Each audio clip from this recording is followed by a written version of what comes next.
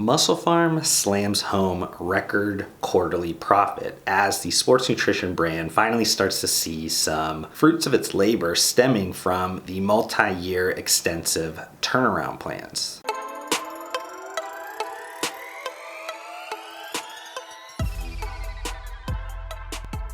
Just as I've done with all my previous MusclePharm content, I do want to make some disclosures right off the bat. One is that I was employed by the company during the early 2010s. This was known as kind of the glory days or the hyper growth period of the brand. Additionally, in a post-employment phase, I have worked as a consultant for the company that has some NDA implications, obviously. To kind of circumvent that, I will be staying to mostly publicly disclosed information. That does limit some of my opinions and commentary around the sports nutrition brand, but I guarantee that you guys will still get a ton of value out of this video, so please don't click off early. And I will be throwing a little bit of what's next at MusclePharm at the end of this video. But let's kind of dive into the quarterly financial information. I will be adding a little bit of total year 2020 information as well. In 2020 quarter four, MusclePharm did have revenue of $15.1 million. That was down 13% year over year and down 6% quarter over quarter. If we look at the full 2020 net sales, that was $66.4 million, and this was down from just under $80 million in the year of 2019. Now let's look at those sales numbers and break them down a little bit by sales channel first. Specialty makes up the largest part of MusclePharm's revenue. In 2020, that made up 41% of their revenue. That was down though 3% from 2019. Now specialty has a little bit of a different definition to MusclePharm than maybe some of the content that I've produced, and that's because they do throw Amazon in there, and I think they also throw in iHerb and some of the other online retailers that normally would be broken out in kind of like a digital sales channel number. Food, drug, mass made up 31% of MusclePharm's revenue. That was up 3%, so they kind of exchanged in terms of those two channels, and then the remainder came from international, so that was 28% of their revenue. Now if we look at just the sales by particular customers, MusclePharm did kind of break this out a little bit differently in their quarter four or year-end financial reports than they have been doing historically. But I was able to kind of back some things out to give you guys at least an understanding of the biggest customer. Now, key customer risk is something that all publicly traded companies have to kind of cite and talk about, and that is because anything over 10% of their total revenue coming from one customer, really they have to list that out for investors just to make sure that they know there is an inherent risk that could happen based around maybe that retailer either dropping them from the planograms or maybe limiting some of the SKUs that are available, and that could make a big material difference to the company. Now, there is 3 retailers that were considered in this key customer risk number. They did make up 70% of MusclePharm's revenue in 2020. That was up from 67% in 2019. So their revenue is getting more consolidated towards some of these large customers. And the largest customer of MusclePharm is Costco. And Costco makes up 41% of MusclePharm's revenue. Now the other two are Amazon and then Coupang.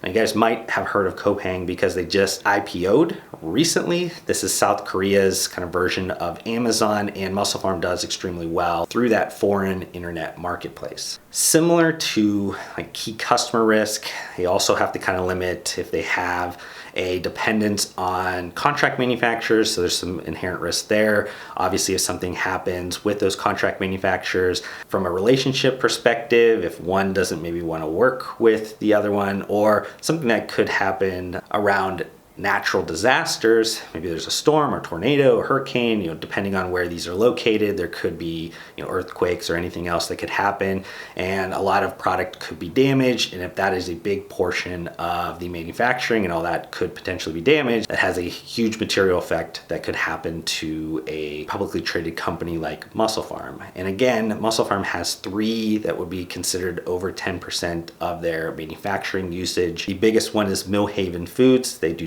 25% of MusclePharm's manufacturing. 24% comes from SK Laboratories. That's actually down from 34% in 2019. And then the INW Group, which is kind of a consolidation, a private equity firm did a consolidation, I think in California, maybe Arizona and Texas, across some of the contract manufacturers. That made up 13% of the manufacturing usage for MusclePharm. Do want to give an update on maybe some legal proceedings and what's kind of happening there.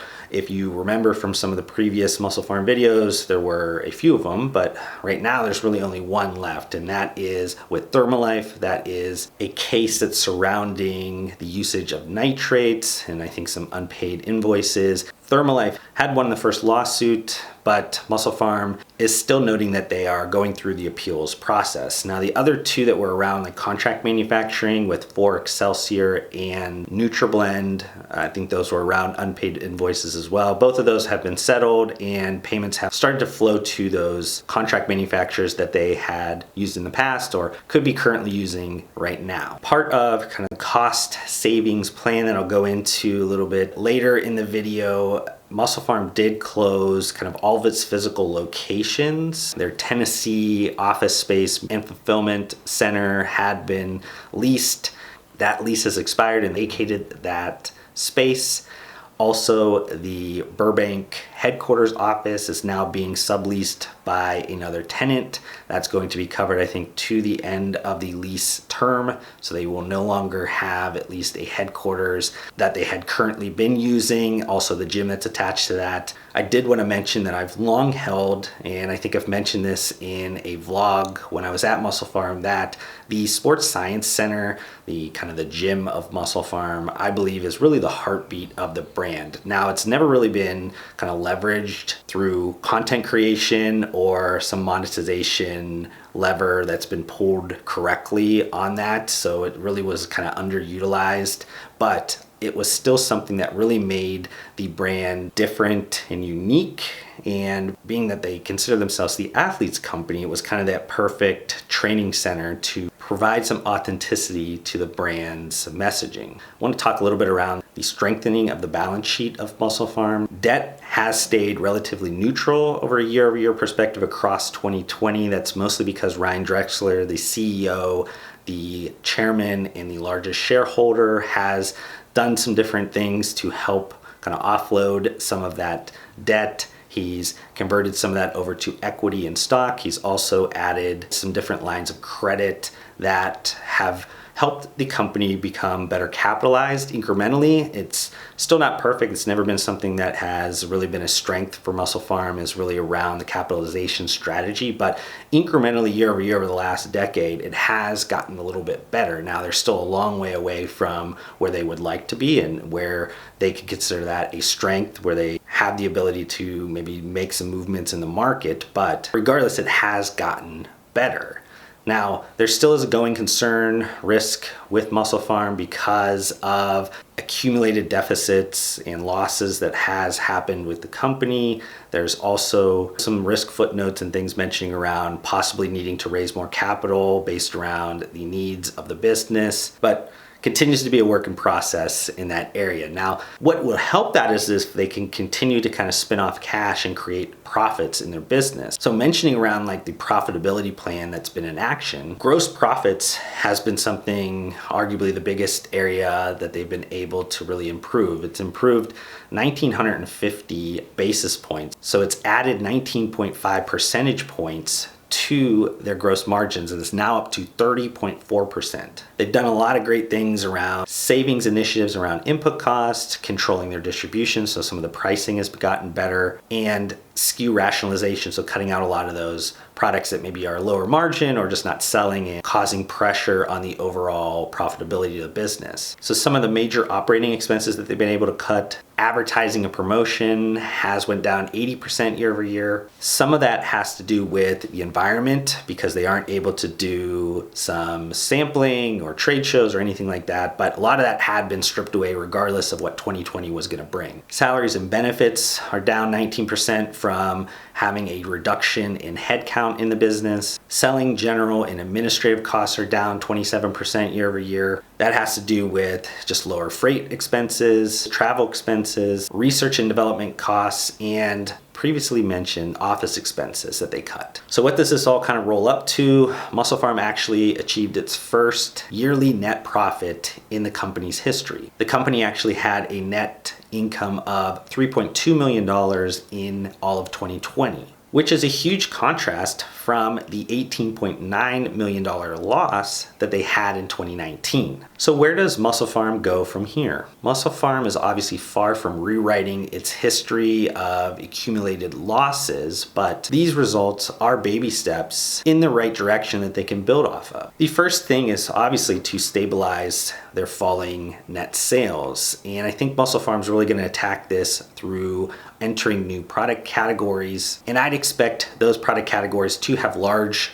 total addressable markets and can be easily added to some of their largest retail customers. I think MusclePharm will also start to focus more on their direct-to-consumer experience. MusclePharm has been late to the game in terms of the direct-to-consumer usage, but 10 plus years of brand equity with customers, I think they do have at least something to build off of. They'd have to really work at it and kind of focus on that more and more, because that is something that hasn't been a core competency in the business, but this has a lot of potential long term if they're able to execute on the right plan. MusclePharm also has to understand its role currently in the market. It is no longer that sexy brand that it has been traditionally. It's now showing signs of being a mature legacy business that can spin off profitable operating activities. This is just something that needs to be accepted in the business. It's okay. That doesn't mean the brand is dying. It just means that it has to mature into its current life cycle phase. And then finally, MusclePharm should be focusing on rebuilding their investor relations. Honestly, the brand went dark for a few years when they were having some issues around accounting, internal controls, and having to restate a bunch of their financial statements. It kind of went dark. They didn't have too much positive to say, and they really just kind of kept their mouth shut and really were trying to focus on some of those turnaround plans. But as the brand starts to now create profit, the company will want to build back some of those stakeholder trust just to provide optionality in the business depending on where they'd like to take it in the future. Thank you so much for watching this video. If you want to help support me, make sure you guys hit that thumbs up button on this video. If this is the first time you've been introduced to my videos, would love for you guys to be a part of my community by subscribing to my channel. I upload several videos just like this weekly, and if you guys want to connect further outside of this platform, I do include all of my social media links down below. I just want to thank you guys again for your time. Hopefully I gave you some value in return, and we'll see you guys on the next video.